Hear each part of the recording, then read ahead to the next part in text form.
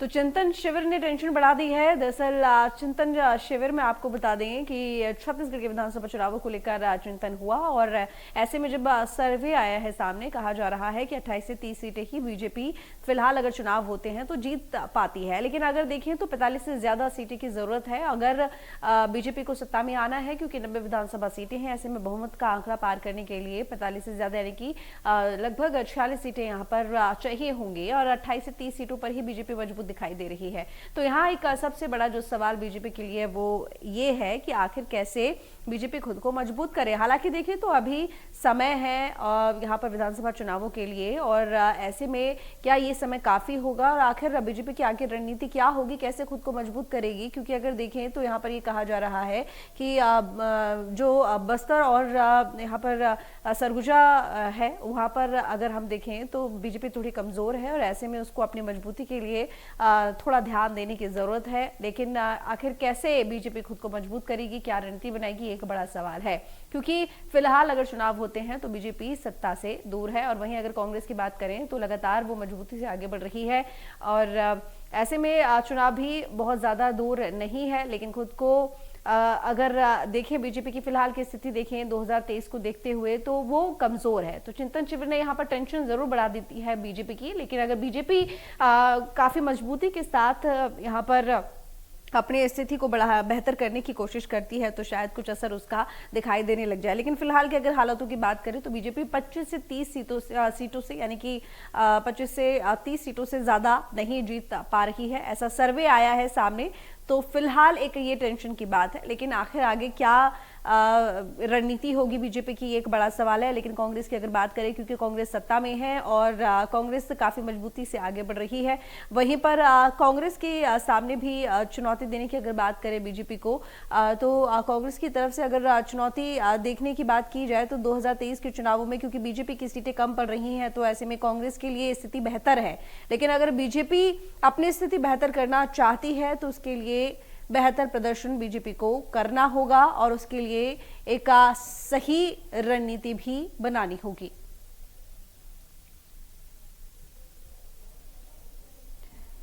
तो चिंतन शिविर जिसमें कई बड़े बड़े नेता पहुंचे थे और साथ ही लगातार यहाँ पर जो केंद्रीय मंत्री हैं वो भी पहुंचते रहते हैं। इसके साथ ही डी पुरंदेश्वरी जो कि प्रभारी हैं वो भी पहुंचती रहती हैं और वहीं पर चुनावों को साधने के लिए लगातार रणनीति भी बनाई जाती है। लेकिन ऐसे में फिलहाल बीजेपी की स्थिति कुछ खास बेहतर होती हुई नहीं दिख रही है।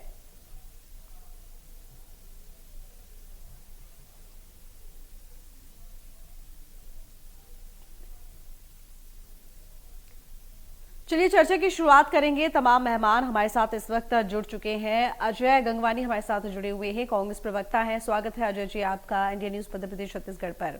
राजीव चक्रवर्ती हमारे साथ जुड़े हुए हैं, बीजेपी नेता हैं। राजीव जी आपका भी बहुत स्वागत इंडिया न्यूज मध्य प्रदेश छत्तीसगढ़ पर। के शर्मा हमारे साथ जुड़े हुए हैं, बड़ी बहस पे वरिष्ठ पत्रकार है। स्वागत है आपका भी के जी इंडिया न्यूज मध्य प्रदेश छत्तीसगढ़ पर। के जी, सबसे पहला सवाल मेरा आपसे ही होगा, क्योंकि देखिए अगर फिलहाल की हम स्थिति देखें, क्योंकि बीजेपी ने अभी चिंतन शिविर किया और एक सर्वे के मुताबिक ये बात सामने आई है कि अभी अगर फिलहाल चुनाव होते हैं तो बीजेपी की स्थिति कुछ खास अच्छी नहीं है। 28 से 30 सीटें ही ऐसी हैं जिस पर बीजेपी जीतती नजर आ रही है। इसके अलावा मेहनत करने की बीजेपी को जरूरत है, क्योंकि अगर हम आंकड़ा देखें बहुमत का तो उसके लिए 45 से ऊपर सीटें चाहिए। तो फिलहाल की स्थिति के अनुसार बीजेपी कांग्रेस से पीछे रही है, समय भी बहुत ज्यादा नहीं है, 2023 में विधानसभा चुनाव होने हैं। ऐसे में आपकी तरफ से अगर बीजेपी की स्थिति की बात की जाए आगे विधानसभा चुनावों को देखते हुए, तो क्या कुछ और बेहतर किया जा सकता है बीजेपी को लेकर? आंकड़े आ रहे हैं संभावित सीटों को लेकर। वर्तमान में यदि आज चुनाव की स्थिति आती है तो क्या रहेगा, तो उसमें जो आंकड़े जो आ रहे हैं उसमें डबल है। मान के चलें कि 14 अभी भाजपा का है, और यदि 28 सीट की बात हो रही तो भाजपा के लिए निराशाजनक तो कहा ही नहीं जा सकता कि डबल सीटें आपकी बढ़ रही है। दूसरी चीज है कांग्रेस की ओर से ये सीटें कम होना, ये उनको भी विचार करना पड़ेगा कि कांग्रेस के लिए क्या दिक्कत आ रही है। छत्तीसगढ़िया मुद्दे को लेकर, स्थानीयता के विषय को लेकर के, या किसानों को लेकर के, कृषक मजदूरों को लेकर के, कृषि मजदूरों को लेकर के, आदिवासियों को क्षेत्र में लेकर जो उन्होंने विकास जो न्याय योजना जो चलाई हुई है, उन सब के परिणाम क्या स्थिति आ रही है। जो उनका एक बेस है, धान खरीदी का जो मुद्दा है मेन है, जो 2800 तक चुनाव के समय लेके जाएंगे करके मुख्यमंत्री भूपेश बघेल जी कह चुके हैं। तो क्या भाजपा 2800 से आगे जाएगी? ये एक बड़ा एक प्रश्न है कि इसको लेकर के जनता के बीच में किसानों को हित क्या रहेगा। आज जो धान खरीदी को लेकर किसानों की आर्थिक स्थिति सुधर रही, ग्रामीण अर्थव्यवस्था में सुधार की बात। दूसरी चीज है आदिवासी क्षेत्र, जहां पे चिंता की बात आ रही है। अभी जो रिपोर्ट आ रही है उसमें भी चिंता की जाहिर की गई है इन क्षेत्रों में, आदिवासी क्षेत्रों में लेकर के। तो आदिवासी क्षेत्रों में मेन है पेशा कानून को भी कैबिनेट ने मंजूरी दे रही है, ग्राम सभा को अधिकार दिया गया है। बस्तर के कई जिलों में जो आदिवासी सड़क पर आ गए थे, सिलगेर मतलब सैनिकों को कैंप हटाने की बात को लेकर के, या दूसरा कहें कि हवाई हमले उन पर हो रहे हैं, इस प्रकार के जो आरोप नक्सलियों की ओर से लगाया गए, आदिवासी जो को सामने करके नक्सली जो अपनी बात रखते हैं, वो सब विषय को लेकर के यदि हम देखें तो अभी मुख्यमंत्री जो है 27 विधानसभा क्षेत्रों का दौरा कर चुके हैं, जिसमें बस्तर और सरगुजा संभाग के साथ साथ एक मरवाही जिला आता है वहां पे, तो विधानसभा क्षेत्र भी है, अजीत जोगी का गढ़ रहा हुआ है वहां पे। अब ये इन क्षेत्रों में दौरान भेंट मुलाकात के दौरान ये बातें आई है कि यहाँ पे एक संतोषजनक, मुख्यमंत्री ने संतोष जाहिर किया है कि यहाँ पे उनकी सभी योजनाओं का लाभ मिल रहा है और प्रशासन बेहतर काम कर रहा है, ये उन्होंने कहा है। अब भाजपा की स्थिति हम देखें तो 3-4 विषय को लेकर वो सामने आ रहे हैं। जैसे बेरोजगारी का मुद्दा को लेकर बड़े पैमाने पर विधानसभा में भी ये बात आई है। शराबबंदी की जो घोषणा उसको लेकर के है, जो घोषणा है वो पूरी नहीं कर पाए हैं। कांग्रेस अपने जन घोषणा पत्र में जो शामिल किया था उन विषयों को लेकर के सामने आ रही है। तो आदिवासी क्षेत्रों में मेन जो है कि भाजपा जो पूरी तरह बाहर हो चुकी है, 29 में से 25 सीट अभी कांग्रेस के पास है, उनको कैसे लाना, ये एक महत्वपूर्ण विषय भाजपा के लिए चुनौती है। केवल 50-52 सीट जो मैदानी इलाके की जो बात आ रही है, रायपुर बिलासपुर संभाग को लेकर के, तो वहां के स्थिति को ठीक है किसानों के लिए, आम लोगों के बीच में, लेकिन मेन आदिवासियों जो है बस्तर सरकार की कुंजी मानी जाती, चाबी है, सरकार वहीं से बनती, वहां के लिए क्या स्थिति बनेगी। पुरंदेश्वरी जी लगातार वहां पे दौरा करती रही है, सरगुजा में भी मामला है, तो टीएस बाबा उस क्षेत्र में अपनी पकड़ रखते हैं, तो वहां क्या स्थिति रहेगी, ये आने वाला समय है और जो अभी भाजपा को लिए पर्याप्त समय है। जी ठीक है राजीव जी, आपके पास आती हूँ। कैसे चुनौती देंगे कांग्रेस को राजीव जी? देखिए कांग्रेस तो फिलहाल सत्ता में है ही और चुनाव को कोई बहुत ज्यादा वक्त नहीं बचा है, 2023 में चुनाव होने हैं। ऐसे में 28 से मात्र 30 सीटों पर अगर बीजेपी मजबूत है तो कैसे आखिर सत्ता में कैसे आएंगे, कैसे चुनौती देंगे कांग्रेस को?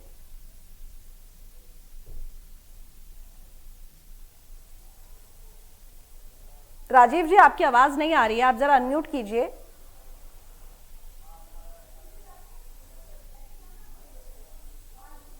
मेरी आवाज मिल रही है राजीव जी आपको? हाँ, अभी आवाज आ रही है? बिल्कुल आ रही है आपकी आवाज, अब बोलिए। हाँ, जी, अभी जो इंडिया टीवी का सर्वे आया है उसमें भारतीय जनता पार्टी को 45 सीटें दी जा रही है। अभी एक और सर्वे हुआ है, उस सर्वे एजेंसी का मुझे नाम नहीं मालूम, उसमें 45 दिखा रही है। अब देखिए ये तो सर्वे की बात है और सर्वे कई बार फेल होते हैं, कई बार फलीभूत हो जाते हैं। सर्वे की बात को छोड़े, दो सर्वे हमारे पक्ष में दिखाई दे रहे हैं। कोई एक सर्वे है जिसमें हमको अभी कमजोर दिखलाया जा रहा है, लेकिन अगर जमीनी हकीकत देखी जाए तो हमारी स्थिति बहुत मजबूत है। और ये जो चिंतन शिविर आप कह रही थी, वो चिंतन शिविर नहीं था, वो हमारा रेगुलर बेसिस पे होने वाला, वो हमारी जो राजनीतिक वो होती है, जो हम उसको कवायद करते हैं, वो हमारी प्रशिक्षण शिविर था। हाँ बिल्कुल, आपका प्रशिक्षण शिविर था, माफ कीजिएगा राजीव जी, प्रशिक्षण शिविर, कोई बात नहीं। और प्रशिक्षण हमारा एक संगठन का एक सर्वोपरि, एक हमारी रीढ़ की हड्डी की तरह काम करता है। हम समय समय पर हमने वार्ड स्तर पर प्रशिक्षण शिविर चलाया, मंडल स्तर पर चलाया, जिले स्तर पर अलग अलग जिलों का चलाया। अब ये पूरे राज्य समिति में जो आमंत्रित लोग थे, जो राज्य में 250 के जो डेलीगेट थे, उनका हमने प्रशिक्षण दिया। प्रशिक्षण में राजनीतिक विषय ताकि भाजपा किस प्रकार से, हमने विकास यात्रा थी भारतीय जनता पार्टी की, देश की विकास यात्रा कैसी थी, जो राजनीतिक मुद्दे होते हैं, जो संगठन के मुद्दे होते हैं, जो किस प्रकार से बूथ में हमको जाना है, तो ये प्रशिक्षण शिविर समय समय पर सभी पार्टियां करती है, हमने भी किया। और इस प्रशिक्षण शिविर के बाद हम बहुत मजबूत होकर उभरे हैं। हमारी जो आत्मविश्वास है वो और ऊंचाइयों पर पहुंची है। और इस प्रशिक्षण शिविर के बाद हमको एक नई रणनीति मिली है कि बूथ तक चलना है, जनता तक चलना है। ये तो आपका क्या मानना है राजीव जी कि बस्तर की अगर बात करें, सरगुजा संभाग की अगर बात करें, वहां किस तरह की स्थिति है? क्योंकि यही समझ में आया है सामने कि अगर बस्तर और सरगुजा संभाग की बात करें तो वहां पर बीजेपी की स्थिति उतनी मजबूत नहीं है जितनी होनी चाहिए। नहीं मैडम, बहुत अच्छी स्थिति है। देखिए, हम अगर आत्मविश्वास में सो जाएं तो कछुए और उसकी खरगोश की बात हो जाएगी। तो हम तो बिल्कुल उसमें आत्मचिंतन कर रहे हैं और पूरे बस्तर को भी मत रहे हैं। राष्ट्रीय नेता, हमारे जिला स्तर के नेता और राज्य के नेता सारे लोग जा रहे हैं वहां पे। जन समस्या से हमको अवगत है और बहुत सारे मामले हैं जिसको लेके हम वहां पर अभी आंदोलन भी किए जिला मुख्यालय में। और तो यानी कि कांग्रेस आपके लिए कोई चुनौती नहीं है अगर हाल ही में चुनाव हो जाते हैं तो? चुनाव में नई चुनौतियां रहती है मैडम, हर चुनाव में नई चुनौती रहती है। कांग्रेस बिल्कुल चुनौती है और कांग्रेस के लिए भाजपा भी बिल्कुल चुनौती है। हम चुनौतियों को स्वीकार करते हैं। हम तो ये कहते हैं 2003 में इससे बड़ी चुनौती थी जब हमारे 12 विधायक कांग्रेस के खेमे में चले गए थे और ये देश और दुनिया की मीडिया ये कहती थी कि भारतीय जनता पार्टी का अंत हो गया है, अंत हो गया है। लेकिन उसके बावजूद उस बार हम 50 सीट जीत कर लाए 2003 में। तो उसी प्रकार से आज भी आपको ऐसा जरूर लग रहा है कि भारतीय जनता पार्टी कमजोर है, कांग्रेस बहुत मजबूत स्थिति में है। तो हर चुनाव में ठीक है, चलिए ठीक है राजीव जी, आप कह रहे हैं तो चलिए मान लेते हैं। खैर अभी तो चुनावों में वक्त है और तभी पता चलेगा आखिर की कौन सी पार्टी की क्या स्थिति है, कौन कितनी मजबूत है। अजय जी आपके पास आती हूँ, क्योंकि देखिए बीजेपी ने एक लंबे समय तक सत्ता पर रही है। अगर छत्तीसगढ़ की बात करें, यहाँ पर एक लंबे समय तक सत्ता पर काबिज रही है बीजेपी। कांग्रेस को अब वक्त मिला है और ऐसे में देखिए सर्वे को अगर हम देखें तो जाहिर है कि जिस तरीके से राजीव जी ने कहा कि सर्वे तो चलिए कुछ भी दिखाते हैं, लेकिन अगर सर्वे को हम लेकर चले फिर भी तो तो बीजेपी कहीं ना कहीं कमजोर नजर आती है। अगर यहाँ पर कांग्रेस को हम देखें तो कांग्रेस अपनी तरफ से बीजेपी को कितना ज्यादा चुनौतीपूर्ण मानती है, क्योंकि कहीं ना कहीं बीजेपी की सीट तो बड़ी है या बढ़ेंगी। ऋतु जी देखिए, किसी भी पार्टी के लिए, किसी भी संगठन के लिए आवश्यक है कि लगातार प्रशिक्षण होना चाहिए, जिससे कार्यकर्ताओं में नई एनर्जी आती है, नई सीख मिलती है और एक नई ऊर्जा के साथ वो लड़ते हैं। तो कहीं ना कहीं ये सतत चलने वाली प्रक्रिया है। ये भारतीय जनता पार्टी में भी होती है, कांग्रेस में भी होती है। लेकिन महत्वपूर्ण अंतर यह है कि कहीं ना कहीं जो आपने 15 साल की बात की ऋतु जी, छत्तीसगढ़ में भारतीय जनता पार्टी 15 साल तक सत्ता में रही। लगातार चाहे गरीब, मजदूर, आदिवासी, किसानों, हर वर्ग से इन्होंने लगातार धोखा किया। आज जो वादे इनके द्वारा लगातार 15 सालों तक किए गए, एक भी वादा इनके द्वारा निभाया नहीं गया और लगातार ये अपने स्वार्थ स्फूर्ति के लिए कमीशन खोरी भ्रष्टाचारी व्यस्त रहे और कहीं ना कहीं आज ये छत्तीसगढ़ की जनता में पूरी तरह विश्वास खो चुके हैं। और न केवल जनता में, आज कहीं ना कहीं दिल्ली के केंद्रीय नेतृत्व की बात करूं, इनकी डी पुरंदेश्वरी जी हैं, नितिन जवीन जी हैं या शिव प्रकाश जी हैं, आज अपने दौरों में यहाँ के स्थानीय लोकल जो भारतीय जनता पार्टी के नेताओं को शामिल नहीं कर रहे हैं। तो कहीं ना कहीं दिल्ली का केंद्रीय नेतृत्व आज यहाँ के लोकल नेताओं पर भरोसा नहीं जता रहा है। तो यहाँ के जो कार्यकर्ता है भारतीय जनता पार्टी के, वो भी कहीं ना कहीं यहाँ के नेताओं पर विश्वास खो रहे हैं। और देखिए, कहीं ना कहीं कुछ चीजें स्पष्ट करूं, आज इन्होंने आदिवासी परिवार को जर्सी गाय देने की बात की, आखिर तक नहीं दिया। हर आदिवासी परिवार को सरकारी नौकरी देने का वादा किया, नहीं दिया। किसानों को 21 रुपए समर्थन मूल्य, 300 का बोनस का वादा किया और देने की बात तो 1430 रुपए। 5 ट्रांसपोर्ट तो बिल्ली मुक्त का वादा किया, नहीं किया। 2003 में 500 रुपए बेरोजगारी भत्ते का वादा किया, नहीं दिया। हर गांव, हर पैरी में 20 लोगों को नौकरी देने की बात की। ऐसी लंबी लिस्ट है कहीं ना कहीं ऋतु जी। आज लगातार आप हर वर्ग से झूठे वादे करते हैं और चुनाव जीतने के बाद दो जुमले साबित होते हैं।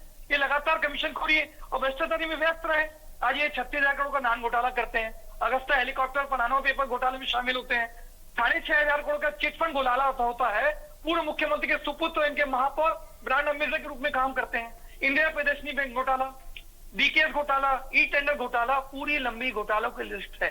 इस प्रकार से आप वादा खिलाफी करेंगे, कमीशन खोरी और भ्रष्टाचारी करेंगे तो कहीं ना कहीं जनता आज की डेट में समझदार है, वो बहुत अच्छे से समझ रही है। और मैं कांग्रेस पार्टी की बात करूं, कहीं ना कहीं मिशन 2023 के लिए हम पूरी तरह कमर कस के तैयार हैं। हमने एक ब्लूप्रिंट बनाया है, एक फुल प्रूफ प्लान लेकर चल रहे हैं और एक रोड मैप लेकर चल रहे हैं। कहीं ना कहीं आने वाली जो चुनौतियां हैं, हम उसकी तरह पूरी तैयार हैं। आज हम 71 सीट पे बैठे हैं ऋतु जी, ये कहीं ना कहीं छत्तीसगढ़ बनने के 20 साल के बाद रिकॉर्ड है और हमारा जो मिशन है वो 2023 में 71 से ज्यादा सीटों का है और ये हमें पूरा विश्वास है। देखिए, कहीं ना कहीं 4 विधानसभा के उपचुनाव हुए, चारों विधानसभा के उपचुनाव में शानदार जीत दर्ज करते हैं। त्रिस्तरीय पंचायत चुनाव होते हैं, उसमें 27 में से 20 नगर पंचायतों का हमारा कब्जा। आज 2 नगर जो नगरीय निकाय के स्तर होते हैं, उसमें दोनों में शानदार जीत दर्ज। तो कहीं ना कहीं लगातार छत्तीसगढ़ की जनता का प्यार, स्नेह, आशीर्वाद हमें हर चुनाव में मिल रहा है। और कहीं ना कहीं हमने माननीय भूपेश बघेल जी के नेतृत्व में महात्मा गांधी के स्वप्न ग्राम स्वराज को लेकर काम किया है। हर गरीब, आदिवासी, महिला, युवा, हर वर्ग को योजनाओं का लाभ मिल रहा है और इसी का प्रतिसाद है कि सारे चुनाव में हमें सफलता मिलती है। आज राजीव गांधी किसान योजना की बात करूं, राजीव गांधी न्याय योजना की बात करूं, गोधन न्याय योजना की बात करूं, अगले उसके चरण में देखिए कहीं ना कहीं हमने हरेली के दिन से 4 रुपए में गौमूत्र की भी खरीदी की है। आज हम कहीं ना कहीं पहले 76 लाख जो है मीट्रिक टन जो है गोबर खरीदते हैं, 76 लाख टन, उसके द्वारा 20 लाख टन जो है वो वर्मी कंपोस्ट बनाया गया है। 80,000 से ज्यादा महिलाओं को डायरेक्ट फायदा मिलता है। तो कहीं ना कहीं हमने लगातार छत्तीसगढ़ की जनता के हितों के लिए काम किया है और उसका हमको मिल रहा है। आज 2 घंटे के भीतर हम किसानों का 11,000 करोड़ माफ कर देते हैं। केंद्र सरकार के अड़ंगा लगाने के बाद भी आज 2540 रुपए समर्थन मूल्य दे रहे हैं। यहाँ भारतीय जनता पार्टी के प्रवक्ता बता दें कि देश के किस भाजपा शासित राज्य में आज 2540 मिल रहा है। आज सिंचाई कर जो है 700 करोड़ से ज्यादा का माफ करते हैं। चलिए ठीक है अजय जी, जिस तरीके से आपने गिनवाया, आपने तो ये तो बता दिया कि आपने क्या क्या किया और साथ में ये भी गिनवा दिया कि बीजेपी ने कुछ नहीं किया।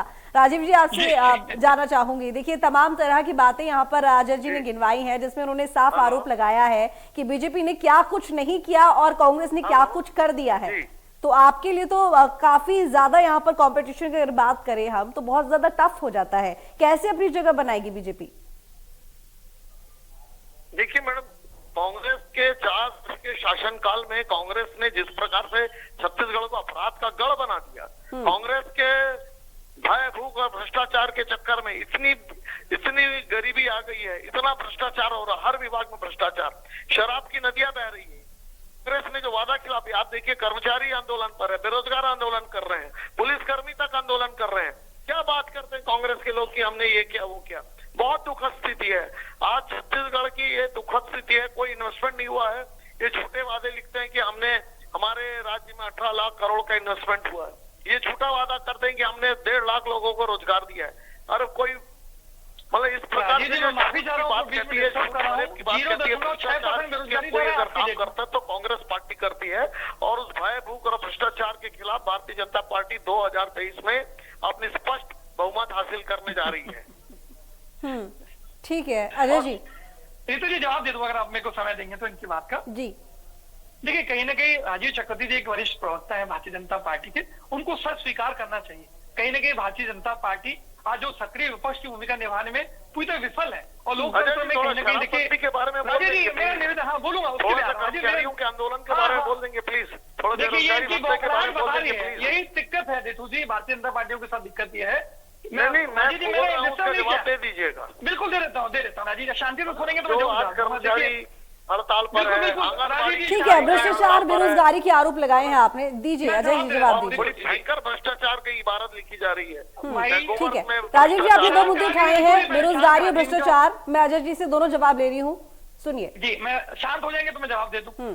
ठीक है राजीव, जब शांति से सुनिएगा मेरी बात। देखिए एनसीआरबी के आंकड़े आते हैं, आज कहीं ना कहीं भारतीय जनता पार्टी के चरित्र हो चुका है कि गलत और झूठे बयानबाजी करें, झूठे आरोप लगाए। आज 3.5 साल के कार्यकाल में रितु जी एक भी ऐसा तथ्यात्मक आरोप इनके द्वारा नहीं लगाया गया जिसको ये साबित कर सके। ये पूरा स्पष्ट संकेत है। अपराध की बात करते हैं, एनसीआरबी के जो लेटेस्ट आएगा रितु जी, नक्सली घटनाओं में 37% की कमी, नक्सली शहादत में 52% की कमी, महिला से जुड़े अपराधों में 17% की कमी, हत्या से जुड़े अपराधों में 13% की कमी। ये सारे NCRB national crime report bureau के आंकड़े हैं।